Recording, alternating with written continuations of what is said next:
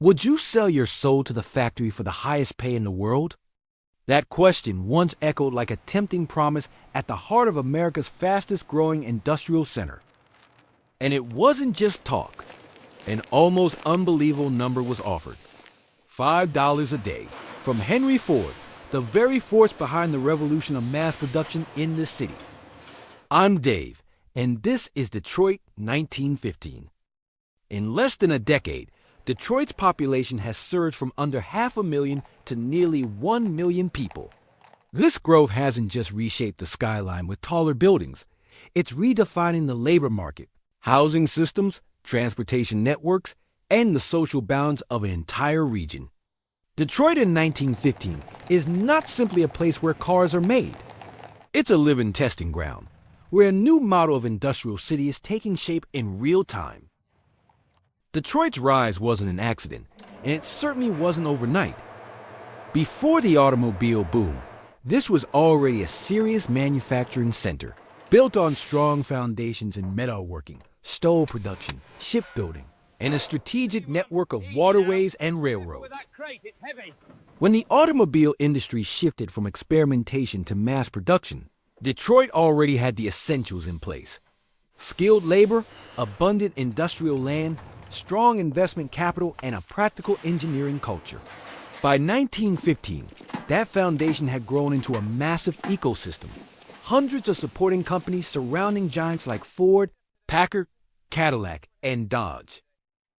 Once an industry reaches this level of concentration, it stops being just an economic activity. Production itself begins to reorganize the city around its needs. People, housing, and streets all start to revolve around this central axis.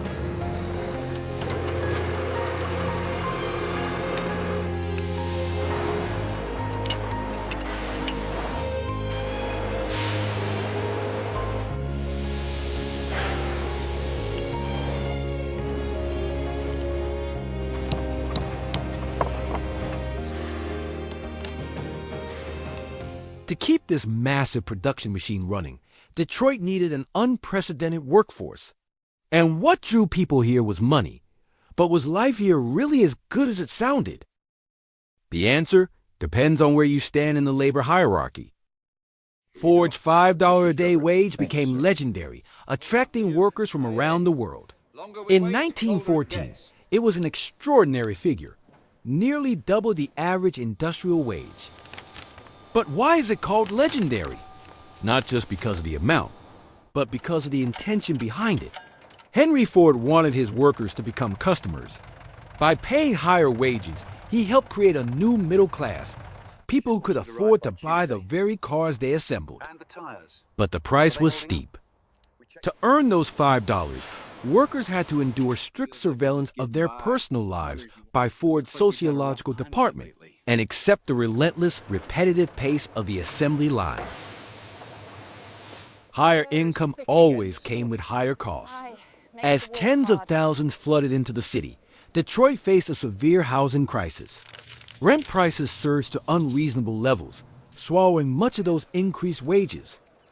To survive, working families crowded into small, damp apartments or took in boarders, strangers sharing the same bed in shifts. One worker would leave for the morning shift just as another returned from the night shift to sleep. Living standards in Detroit aren't measured only by the number on a paycheck, but by the exhaustion after each shift and the uncertainty of the future. You might afford better clothes for your children, but you lose control over your own time. Utilities like electricity, water, and food also became more expensive due to overwhelming demand. Upward mobility in Detroit is real, but it demands strict discipline and total adaptation to the rhythm of industry. Despite the cost in time and energy, the flow of people into Detroit shows no sign of slowing. What's remarkable is this: the city is transforming at incredible speed, yet not descending into chaos. Unlike gold rush towns or temporary railroad camps, Detroit grows around a highly organized system at its core. People come here because they know one thing for certain: there is work for anyone. A machinist can move between companies. A mold maker can find opportunities across the city. The presence of many employers creates a sense of stability and upward movement, not found in older industrial centers. But opportunity is not evenly distributed. Longtime residents, European immigrants, and migrants from rural America all enter the same labor market, but from very different starting points. Those different starting points create invisible but harsh boundaries. To truly understand Detroit, don't just look at the cars. Look at the people who make them. The world of factory workers is divided into clear layers. At the top are the brains of the operation, engineers and highly skilled foremen. They control blueprints, oversee machines, and carry the most authority. Below them are assembly workers, the ones who keep the production lines running day and night. At the bottom are the most vulnerable, newcomers who don't speak the language, lack skills, and perform repetitive manual tasks, constantly at risk of being replaced. But Detroit is more than just factories. To keep the industrial machine running, the city depends on a vast support system, office clerks recording data in high-rise buildings, postal workers navigating crowded streets, and especially women working in retail shops, restaurants, and home-based garment workshops. Behind the shine of newly built cars lies a complex and layered society. At the top, the uncrowned kings of the automobile industry and banking elites gather in exclusive clubs, shaping the city's future through quiet agreements. At the other extreme, immigrant communities, Polish, German, Italian, build their own worlds with churches, mutual aid societies, and densely packed boarding houses. In Detroit, class is defined not only by income, but by how space is used, from grand mansions in Boston Edison to subdivided worker housing pressed up against factory walls. In 1915, another quiet but powerful movement begins, the Great Migration. Thousands of African Americans from the South arrive in Detroit, escaping Jim Crow segregation and seeking opportunity in foundries. Their arrival adds a new layer to the social structure. They are confined to the most dangerous and exhausting jobs and pushed into segregated neighborhoods like Black Bottom. There, inequality is visible in every square foot. It is both the only place they can rent and a place where landlords exploit them with high prices for poor conditions. While white workers may advance into cleaner assembly roles, black workers are locked into foundries, extreme heat, thick metal dust, and toxic air. They handle the most dangerous tasks, pouring molten iron, clearing burning slag, carrying heavy machine parts in hazardous environments. They are the invisible workforce, doing the dirtiest jobs to produce the most polished cars. Yet they are excluded from unions and are the first to be laid off when demand falls. Black Bottom becomes both a cultural refuge and a painful symbol of an economic system willing to exploit labor while denying basic fairness. If factories are the heart, then these diverse social layers are the bloodstream, turning Detroit into a living organism, full of ambition, tension, and deep fractures.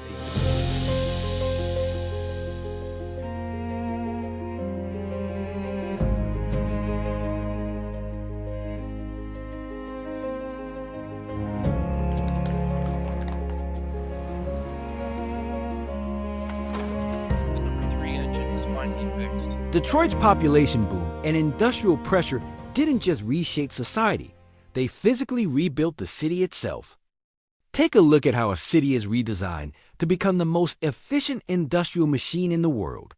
In 1915, Detroit does not grow upward like the dense cities of the East Coast. Instead, it spreads outward across vast land.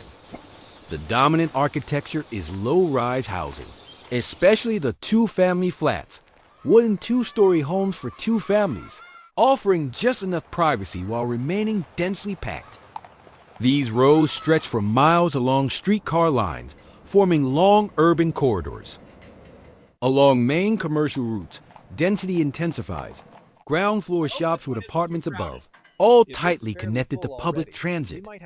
This layout doesn't create dark alleys like New York. Instead, it creates a sense of endless repetition. Rows of wooden houses stretching outward, as the city tries to consume surrounding land faster than streetcar tracks can be laid.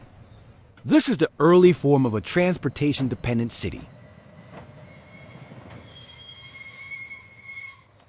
Downtown Detroit displays the power of capital and management, banks, hotels, and office buildings, establishing its role as a financial center. But the true soul of the city lies in its industrial districts.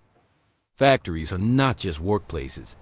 They are architectural systems optimized for light and movement. They are tightly anchored to railway lines that cut through the city.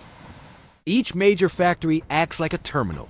Trains bring in iron ore from Minnesota and coal from Pennsylvania, and leave carrying finished cars to cities like New York and Chicago or the ports for export to Europe.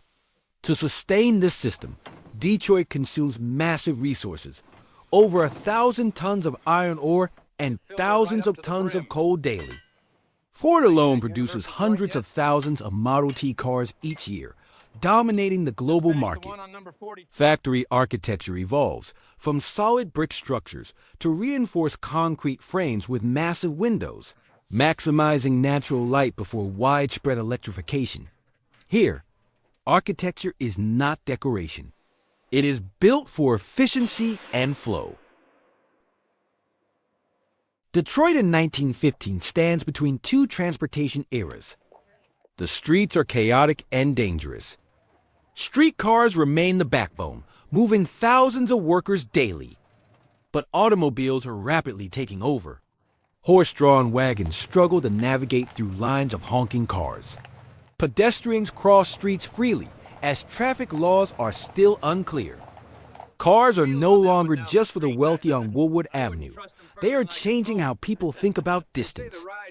Workers begin to imagine living farther from factories instead of walking. But this convenience comes at a cost. The air fills with gasoline fumes, dust, and noise. Detroit is learning how to dominate space with machines. The air gets thicker every week. So what is Detroit in 1915? Simply put, it is a rapidly growing industrial city where every aspect of life, housing, family routines, even leisure, is reshaped to serve mass production. Detroit didn't just build cars. It became a model for the world, and at the same time, an early warning of the turbulent industrial century ahead. But the city is only at the beginning of even greater changes. Housing pressure, class divisions, and migration will intensify as war abroad transforms these factories into the arsenal of democracy. If you stood here in 1915, you wouldn't be looking at a finished story. You would be witnessing one of the greatest transformations in modern urban history.